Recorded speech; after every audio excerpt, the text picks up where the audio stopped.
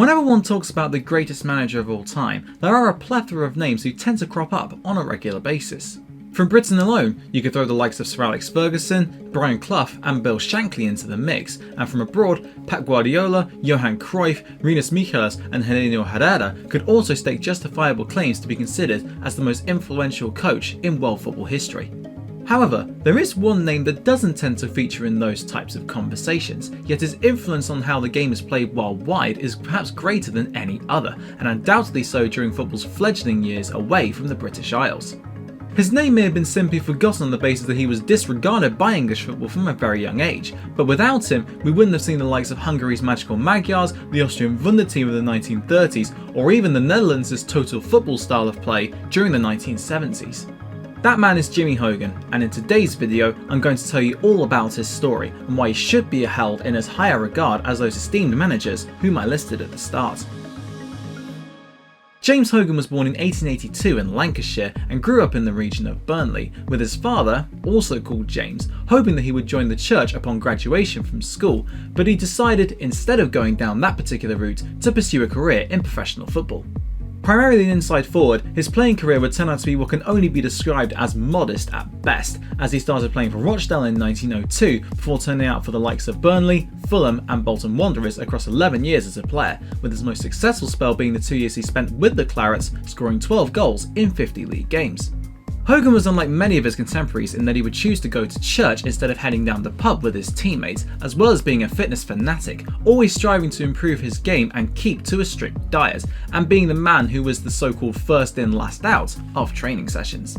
He even created an extremely primitive exercise bike with his dad, although as Jonathan Wilson notes in the brilliant book Inverting the Football Pyramid, it actually tightened his calf muscles as opposed to making him quicker, but it showed his incessant desire to better himself as an athlete as much as possible. What's more, and this is what made Hogan such an unlikable man in English football circles, he was a thinker about the game, constantly offering advice to his coaches on how they should play and train. If you think that sounds bizarre, that a man who was simply trying to improve himself and those around him would be ignored by those in higher power, then let me elaborate as to why this was the case. England and Scotland, the two countries who would face each other in the first ever international match, had different playing styles, with the Scots favouring short passes and the English resorting to physicality and dribbling with the ball at their feet. Since they were the ones who had created the rules of football, the English FA were unresponsive to potential change to their style of play, as they thought that the way that they played the game was gospel and that everyone else across the world should follow it to the letter. Even though the teams who experienced greater domestic success in the English game normally had players from Scotland in their ranks, who had of course been brought up with a pass the ball mentality, the FA still turned a blind eye to this and kept very fervently to the physical side of the game.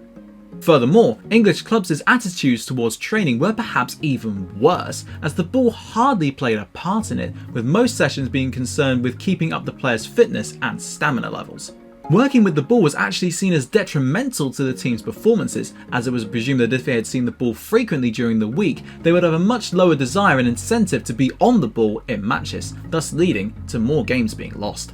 The English believe all of this to be the quote-unquote right way of approaching football, and that no other tactic or even formal thinking of any kind should be taken into consideration. If it ain't broke, don't fix it. Hogan, in many respects, was subsequently ahead of his time and his country, but none of his coaches paid any attention to him. The turning point came during a game whilst he was playing for Burnley, as after he had tiptoed his way around the opposing defenders before proceeding to shoot high over the bar, he asked his manager why such an approach wasn't working, only to receive the response of essentially, just keep trying, and that even scoring 1 in 10 shots would be good enough. If you tried telling that to the likes of Sergio Aguero, Harry Kane or Cristiano Ronaldo nowadays, you would probably be fired on the spot, but in the 1900s, this was very much the norm. After that incident, which played on Hogan's perfectionist mind significantly, he realised that success in football wasn't solely down to luck, with technique also playing a key role, but the ever insular FA, as well as his clubs, weren't having any of it. However, in other countries it was an entirely different story, with the love and excitement of football having spread across the world, but with no true guidance on how to play the game properly. Unlike the English though, they were willing to learn and improve in whatever ways possible, especially whilst on the ball, and Hogan discovered that a team called FC Dordrecht in the Netherlands were looking for a new coach who had experience with British football. Hogan's Bolton had actually played Dordrecht in a pre-season friendly in 1910 and battered them 10-0, with Hogan vowing to, quote, "go back and teach those fellows how to play properly," close quote. So when the availability came up, he didn't hesitate to apply and got the job. Upon taking up his post, he set about his principles and ideas to the Dutch outfit, which was the starting point of an underappreciated but no less remarkable career, essentially becoming one of football's first ever teachers. He believed that the best way to play football was the Scottish way of having a greater focus on passing the ball around, and although he preferred short passes over long balls, he didn't mind occasionally having to resort to hitting it over the defence, just as long as it either worked for the team in question in terms of their potential strengths, or wasn't an aimless hit and hope and actually had a target. Furthermore, he had a huge emphasis on ball control, especially since the player on the ball would have to be able to look up and spot where a pass could be made almost immediately in order to keep the team's flow and movement fully in motion. This, to modern ears, understandably sounds very rudimentary, but back then this was revolutionary, and Dordrecht's players, who were mostly students, took to his ideas immediately, with the planning being done prior to the game starting as opposed to in an almost improvised manner whilst out on the pitch. As a result of his tactical nous and success with the team, Hogan was asked to manage the Dutch national team for a friendly game against Germany in 1912, which they won 2-1, although he wanted to return to being a player as he felt that, at the age of 30, he still had something to offer. As such, he went back to Bolton, with whom he was still formally registered as a player despite his coaching stint in the Netherlands, and he helped win promotion in 1912-13, but he retired that year as a result of a knee injury to focus permanently on coaching. He would end up moving to Austria in 1912, and the opportunity came about almost serendipitously, as the president of the Austrian FA, Hugo Meisel, asked the English referee of their game against Hungary, James Howcroft, how they could possibly improve their style of play, and Howcroft, who just so happened to know Hogan, recommended him to Meisel, and he took Hogan up on a 6-week contract in order to prepare the side for the upcoming Olympic Games in Stockholm. Although the language barrier proved difficult at the start for some of the players, Meisel and Hogan gelled almost immediately on their football ideologies, and post-Olympics, at which Austria thrashed Germany 5-1 but narrowly fell to Hogan's previous employers the Netherlands 4-3 in the quarter-finals, Meisel kept him in the role, despite advances from Germany. Unfortunately, the Berlin Olympics, which were scheduled for 1916, at which Hogan was due to coach the Austrian team once again and for which Meisel and Hogan had aimed for long term, were cancelled as a result of World War I's outbreak in 1914. He tried to request for a return to England, but he was told by the British consul that there was no imminent threat of war, and as cruel luck would have it, war was declared within 48 hours of his request. As a foreigner living in the country, Hogan was arrested almost immediately after the announcement, with his wife, who was pregnant with their third child, and his 2 other children only escaping with the help of the American consul. And as Meisel himself didn't do much to help Hogan and his family, the Lancastrian didn't forgive him. However, the day before Hogan was due to be sent off to a German internment camp, the Blythe brothers, who were British department store owners located in Vienna, acted as a guarantor for his release, and he taught their children tennis before receiving an offer from Hungarian side MTK to become their new manager, which he accepted.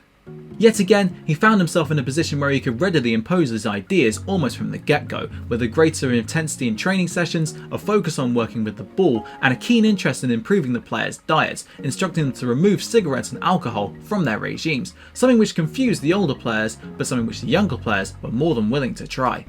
His team would continue to play with the ball firmly on the ground and play with incisive movements towards the opposition box, with the playmaker role being one of his key instigations, whereby instead of splitting teams apart with strength, they would try to break them down with intelligence and guile. As Hogan put it himself, quote, "The game boils down to the 3 Bs, brains, ball control and balance," close quote, and he won the league in his first 2 seasons with them. In 1918, with war coming to an end, Hogan decided to try his luck once again in his homeland, but the intransigence which he had left behind was still there, as the FA still believed that their methods which they had implemented many decades ago were set in stone and unchangeable. Furthermore, as a result of him absconding from the country, he was seen as a traitor, and upon asking for £200 from the FA, which he was entitled to owing to his near destitution post-war, the secretary instead gave him a pair of khaki socks. Essentially, you didn't serve our country in the war, so get out. Hogan did so, moving to Switzerland and coaching young boys, where he once again found a blank canvas upon which to work, and he spread his ideas successfully, going on to coach the Switzerland national team at the 1924 Olympics, in which they reached the final before losing to arguably the best team in the world at the time in the form of Uruguay. After a return to MTK didn't go to plan owing to anti-foreign sentiments that were sweeping over the country of Hungary, he would go to the German FA, where he worked as an advisor before spending time managing in Austria once again, and then in France. He finally got his chance in Blighty with Fulham in 1935, but once again he fell victim to his players ignoring him completely, and he was sacked after just 31 games, although he did enjoy a lot more success at Aston Villa, helping them back into the First Division within 2 seasons of his arrival, as well as reaching the semi-finals of the FA Cup. Even in spite of this, his misfortune in England would continue, as just after the outbreak of World War II, and despite suffering from appendicitis at the time, Hogan was sacked by Villa.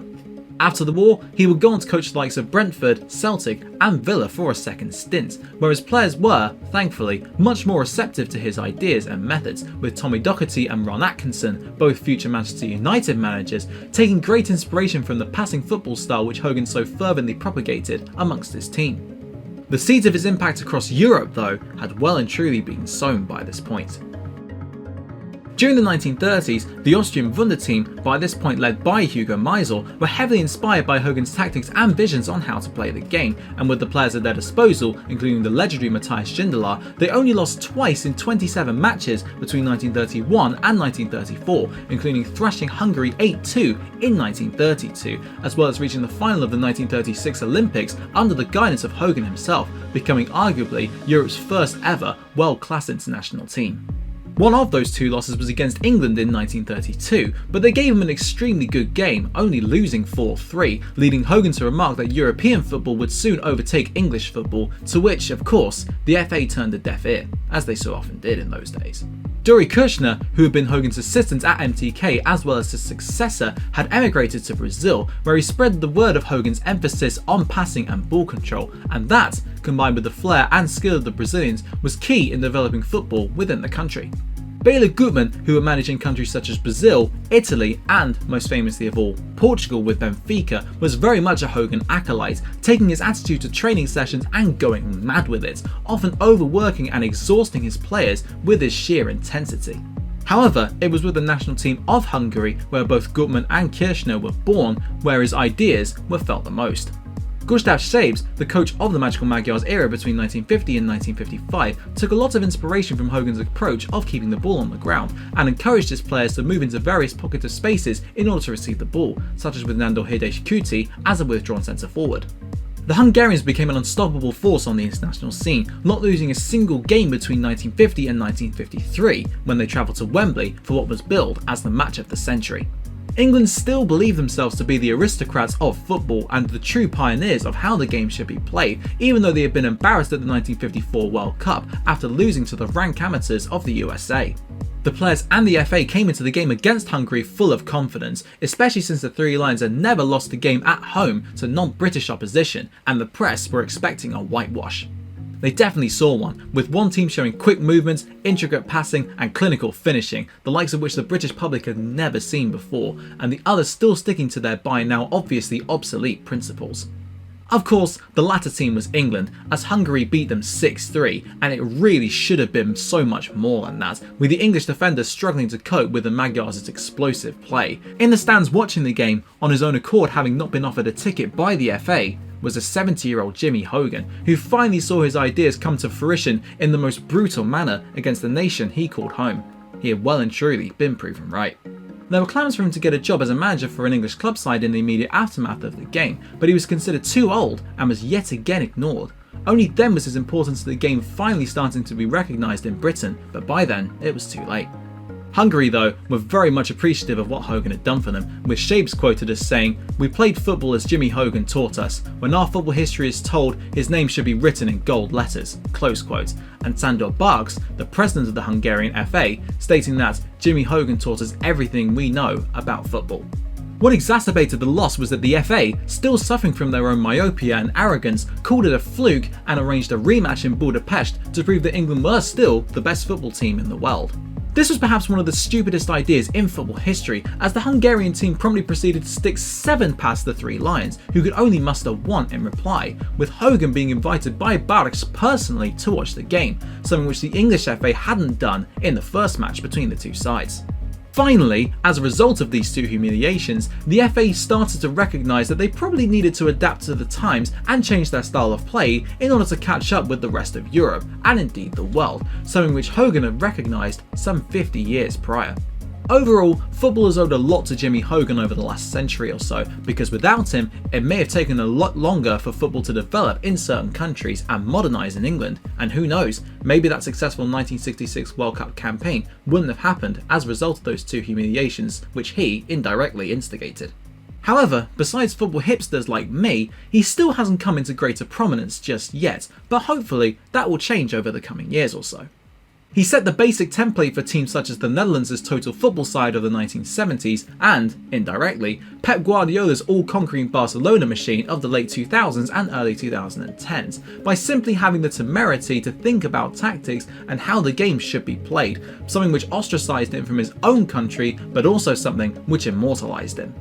He was always an understated man though, so maybe his legacy as an understated yet significant person with regard to football's history is probably what he would have wanted, but even so, take nothing away from his achievements and importance to football's development across the country, across Europe, and indeed across the world.